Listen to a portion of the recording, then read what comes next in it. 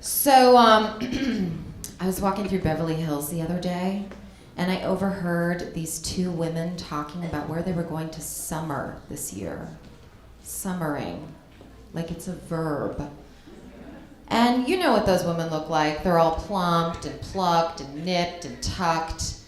And I overheard one of them say, "Bentley and I are going to take Bentley Jr. and Mercedes to St. Thomas to summer. And then we're going to go to St. Bart's, St. Martin's, and St. John's. We're doing all of the St. Islands."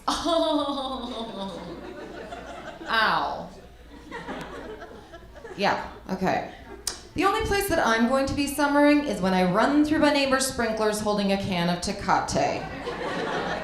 All right, I'm lucky if I get one afternoon off to hit the YMCA pool and swim with all the inner city kids who wear their snorkel masks and stare at my butt underwater.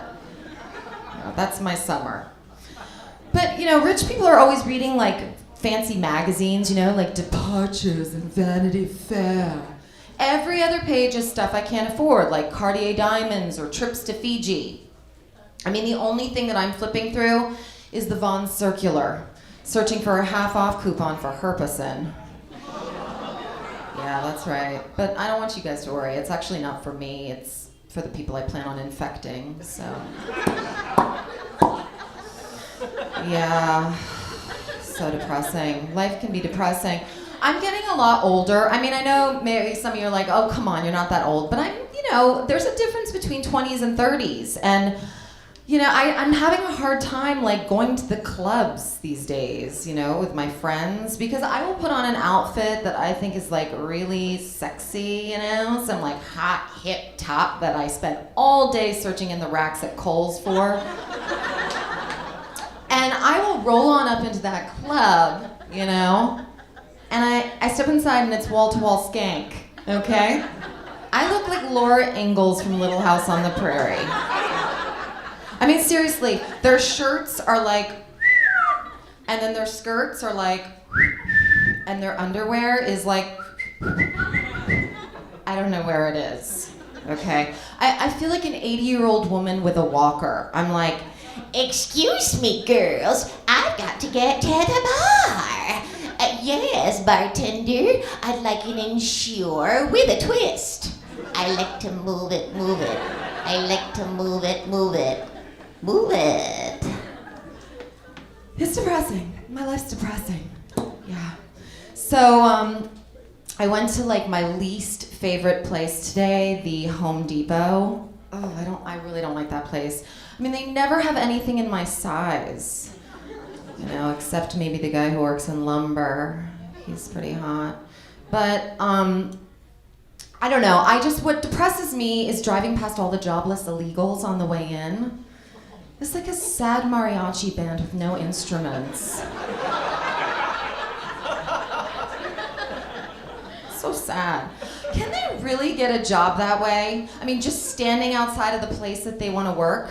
Because if that's the case, I'm gonna go head on over to Paramount Pictures tomorrow, near Bronson Avenue, gate 12. Maybe they'll realize that they're one movie star short. I can just hear them talking about it inside. "Hey, Charlie, we're missing a movie star. Go see if there's a dame outside the gates that wants to work on this picture we're making. Someone with a lot of pizzazz who'll really knock my socks off. Cha-cha-cha." That's how I like to think people in the motion picture industry talk. And then I would have to respond, "Hey, Mr. Producer Man, I'm your girl. I'll work for scale, bring my own lunch to set, and do full frontal. How's that for a deal?" I'll let you know how it goes. Send you a postcard. But yeah, so I cruise around the Home Depot, and I just think I'm never gonna find a man in this light. The fluorescent lighting, I look so unattractive. And they have 3,000 different types of lights there. Just install a couple of dimmers, And the only guy who ever wants to help me is this 150-year-old man with 2 yellow teeth and more lines on his face than on Lindsay Lohan's glass coffee table. Yeah, I said it. I swear to God, he looks like the Crypt Keeper. He's like, "Are you sure you can handle this power tool, little girl? It's mighty powerful."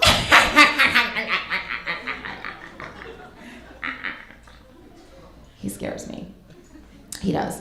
So, after I went to Home Depot, I decided to head on over to Noah's Bagel because I'm like, I'm depressed. I might as well eat the equivalent of 10 pieces of bread.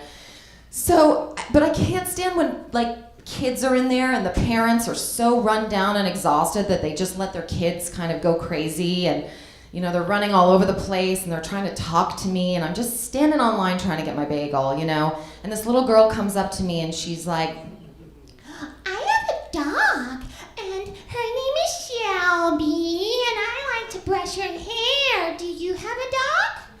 And I leaned over and I looked into her little baby seal-like face and I said to her, yeah, you know what? I had a dog. And she got cancer in her spleen! And she died! We had to put her down. It was really depressing. So we joined Shelby while she's still alive! Kids. Just keep them away from me. Please. I don't know how you guys feel about addiction shows, but I love them. I really do. I love intervention. There's something so satisfying about watching people's lives as they spiral wildly out of control. It makes me feel like the overachiever I've always wanted to be, I actually have to thank the addicts for reminding me that I'm a relatively productive person, I don't lie around on dirty mattresses all day, shooting up dope. No, sir. I lie around on clean mattresses, eating spicy Cheetos and watching my other favorite program, Lockup. Oh, God, I love Lockup. It's a reality prison show on MSNBC. And then afterwards, I like to peruse all the prison pen pals' websites and check out all the incarcerated men. Because if I can't find love at the depot, maybe I'll find it in prison. And I actually have to say there's kind of a lot of really well-rounded men in prison, okay, sure, some of them have made hamburger patties out of their neighbors' children, but now they're pursuing a law degree so they can defend themselves in court. That's practically a lawyer, Mom, I will admit I had a little correspondence with this one prisoner. It's kind of weird. I wasn't even expecting to, but his name was Mad Dog, and he wrote me the most beautiful short stories, and he would send me these little chess pieces carved out of bars of soap, and he did the most amazing mural on his cell wall using only his feces. So, yeah, guys. And guess what? I'm gonna leave you on that one. So thank you so much. Been a great audience.